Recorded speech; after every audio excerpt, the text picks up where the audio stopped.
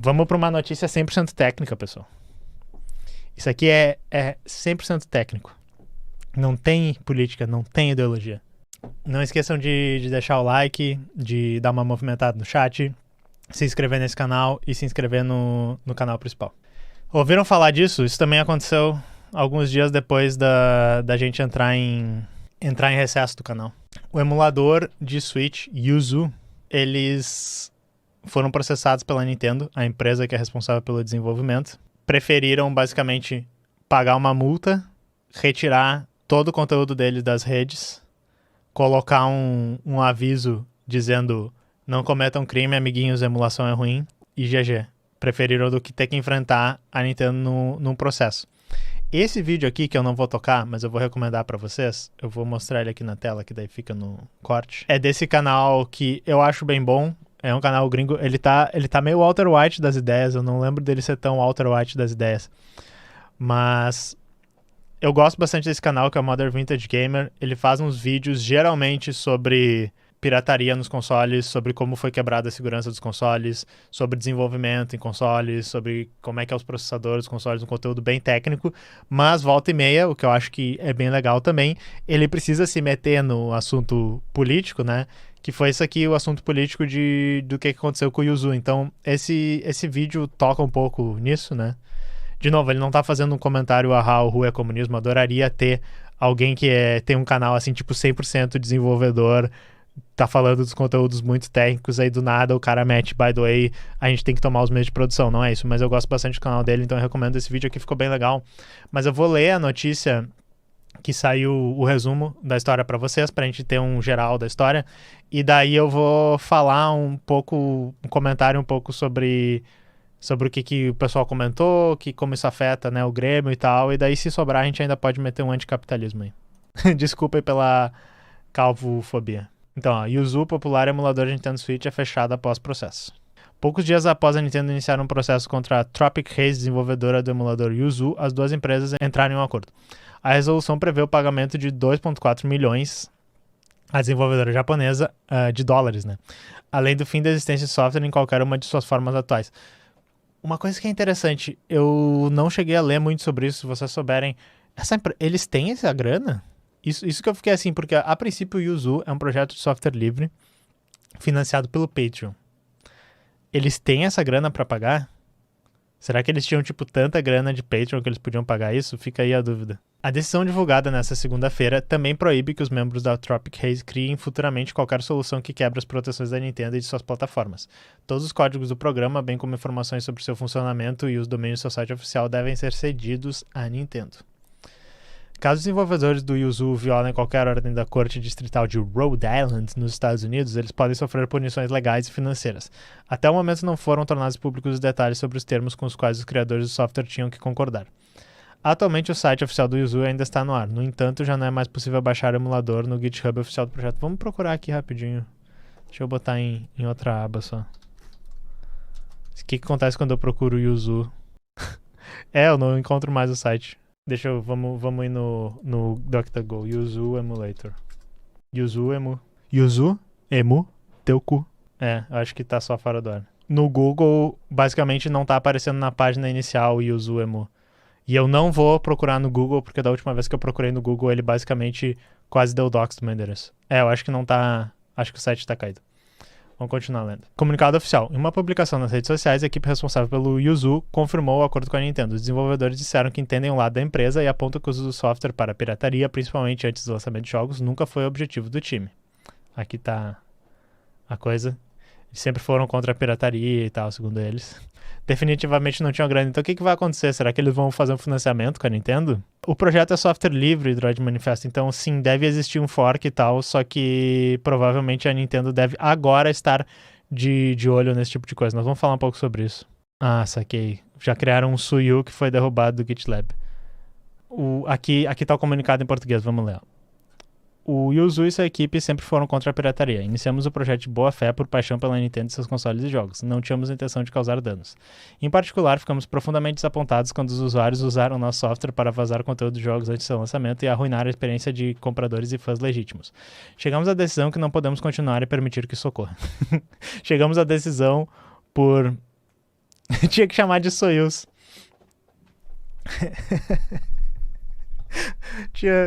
Chegamos à decisão totalmente por livre e espontânea vontade de que não podemos permitir que isso continue ocorrendo. A equipe também ressalta que todos os repositórios de código do Yuzu serão retirados do ar, bem como o Patreon e o Discord da equipe. Esperamos que as nossas ações sejam um pequeno passo para acabar com a pirataria das obras e todos os criadores, concluem os responsáveis. É tipo assim, ó. Esperamos que as nossas ações sejam um pequeno passo para acabar com a pirataria das obras de todos os criadores. O Mario assim, say the word, bitch. Now give me $2.4 million. Ah não, a voz do Mario agora é do Chris Pratt, né? He's so cool. Yuzu, popularizou a emulação do Nintendo Switch. Nós já vamos falar mais sério sobre isso. Embora o emulador tenha sido lançado em janeiro de 2018 e se mostrado bastante popular desde sua estreia, a Nintendo considerou como a gota d'água seu funcionamento a estreia de The Legend of Zelda Tears of the Kingdom.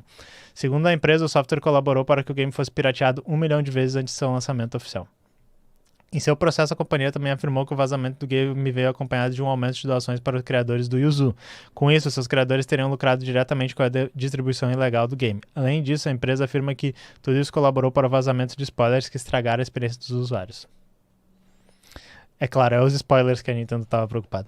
No entanto, em ao menos um ponto, a Nintendo se mostrou equivocada ao afirmar que o site do software trazia links para chaves do Switch, o que não era verdade. Apesar disso, o caso apresentado pela empresa deve ter se mostrado forte o suficiente para que os criadores do programa sentissem que era melhor fazer um acordo do que arcar com multas maiores, tá? Mas então, o que a gente tem para falar sobre isso?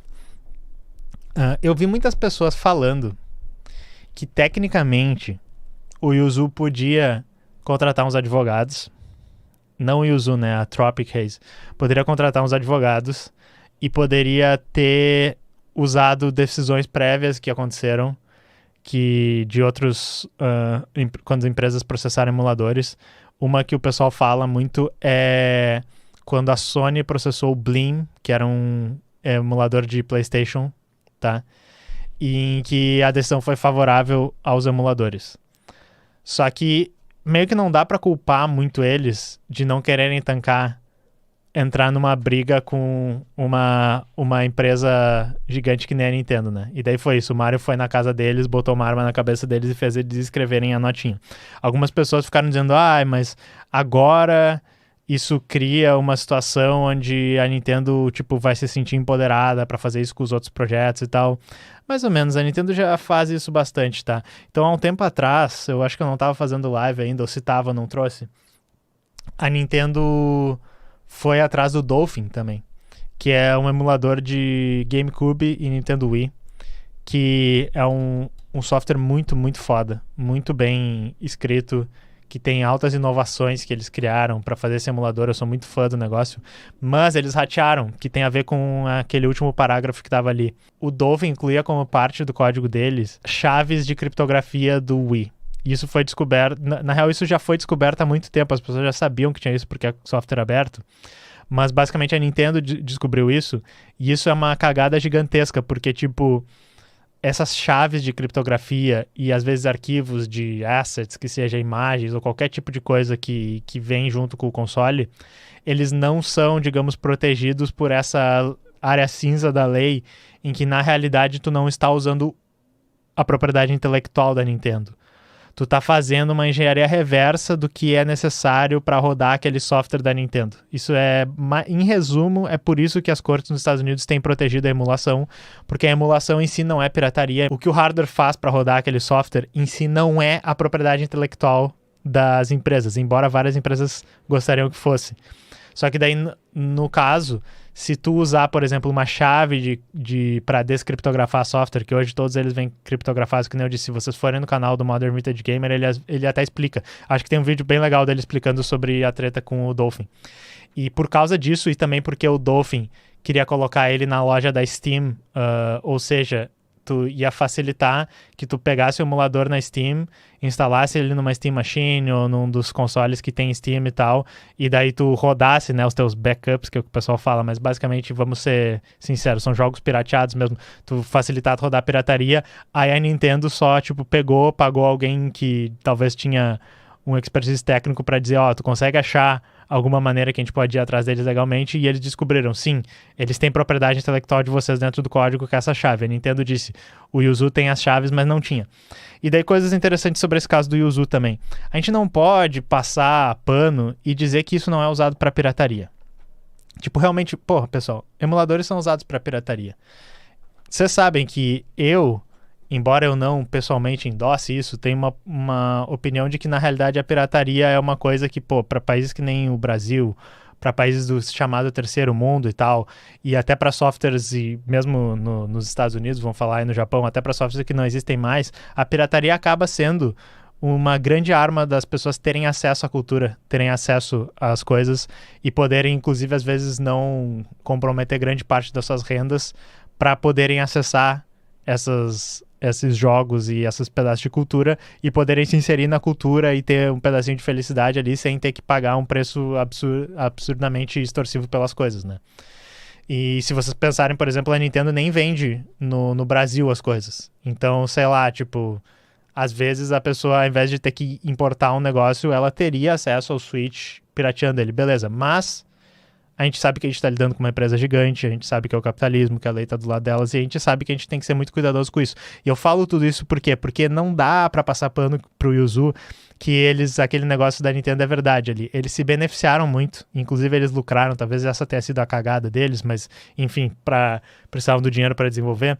Eles lucraram com o fato de que o Yuzu era usado para emular coisas, tipo, no primeiro dia que o jogo estava sendo lançado. Isso é meio porque, claro, a Nintendo fez um console que era meio abaixo de processamento do que os outros, né? Geralmente os consoles, eles são tão à frente do processamento da última geração que demora um tempo para que os emuladores consigam e tal. Mas é isso que aconteceu, assim, dava para rodar Tears of the Kingdom no primeiro dia ou até antes, se vazarem a ROM na internet, né?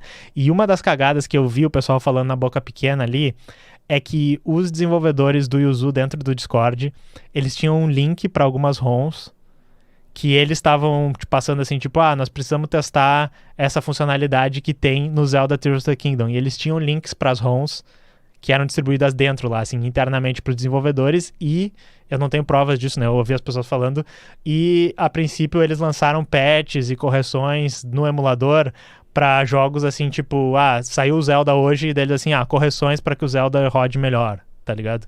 Então, a princípio, deu a entender que realmente eles estavam com acesso a esses jogos e que eles estavam se beneficiando bastante de que eles estavam propiciando que as pessoas pirateassem os jogos no primeiro dia, né?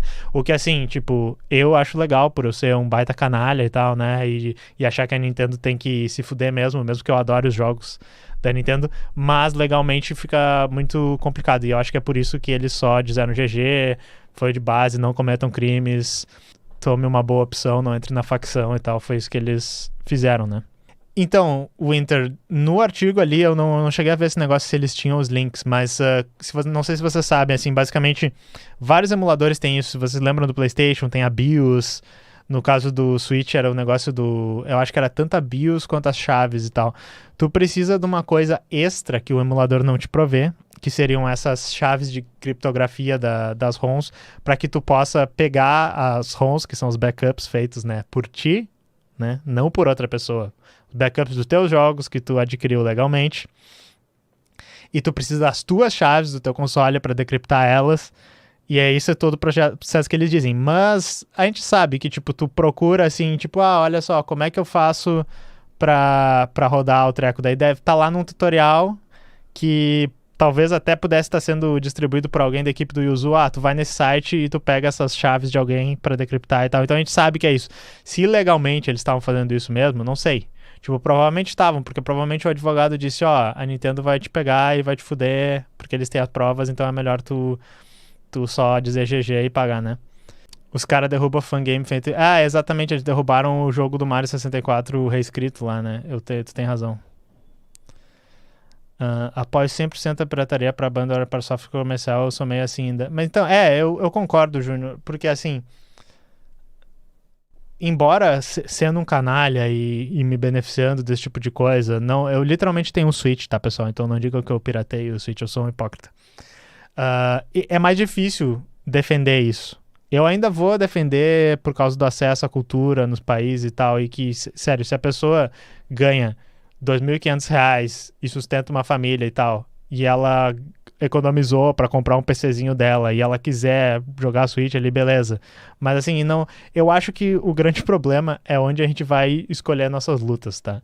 Eu não tenho tempo da minha vida e dinheiro pra dedicar a dizer assim, não, todos, tipo, pra monarcar e dizer todos deveriam ter direitos a piratear qualquer tipo de coisa. Isso eu já acho que, assim, embora tenha um caso e tal, não vou perder muito tempo com isso. Mas falar dos Abandonware, eu acho que isso aí é um caso justíssimo e eu acho que é muito mais útil, inclusive, falar sobre isso. Quem não sabe, Abandonware é um software que tu não consegue mais rodar ele em nenhum lugar e só por emulação tu conseguiria ter acesso a ele. O que eles poderiam ter feito pra evitar a bomba? Eu acho que eles provavelmente não tem... Isso ia chegar, eu acho, tá? Porque eu acho que esse é o grande problema. Eu não sei se a Nintendo demorou pra fazer isso, porque eles acharam uma coisa assim, ah, vocês se fuderam agora, a gente tem o caso, ou se só, sei lá, alguém resolveu fazer isso agora. Eu acho que é mais provável que, inclusive, alguém resolveu fazer isso agora, porque a Nintendo tá o tempo inteiro achando motivos pra processar as pessoas e não é porque eles cruzaram alguma linha, alguma coisa. Eu acho que o que eles podiam ter feito era não ter feito um emulador, sinceramente. Mas coisas que não ajudaram, eles estarem ganhando grana, explicitamente, eles terem, a princípio, linkarem para conteúdo que era considerado propriedade intelectual da Nintendo e tá bem explícito ali que eles estavam se beneficiando da pirataria, ou seja, usando os jogos vazados antes do tempo, desenvolvendo o emulador baseado nesses jogos. Eu acho que isso ficou muito na cara. Se isso ia ajudar, não sei. Vou me expor e falar uma opinião impopular. As leis geralmente são contrárias ao crime mesmo. É que o crime é definido pela lei, né? Então, sim, as leis são contrárias ao crime, mas a definição de crime é definida socialmente. Fui muito esquerdista agora, né? O problema é o que é definido como crime, sim. Mas às vezes a coisa está definida como crime e não acontece também. Tem isso, a lei não vai contra. Eles venderam. Daí eu não sei se eles venderam a chave, sinceramente, mas. Eu até acho que não. Mas eu acho que o grande problema foi que provavelmente eles fizeram cagadas o suficiente pra eles terem medo de se defender. Time de advogados da Nintendo e os doentes que são fãs da Nintendo depois do Power World estão saindo atrás de cada coisinha. Ah, o Power World fez a coisa certa. O Power World provavelmente não vai ser processado pela Nintendo. Tem altos motivos por causa disso. Inclusive, alguém fez um vídeo muito bom sobre isso, mas eu não lembro a pessoa. Eu vou ver se eu acho na edição e coloco depois. Mas beleza. Isso aqui era sobre o Yuzu.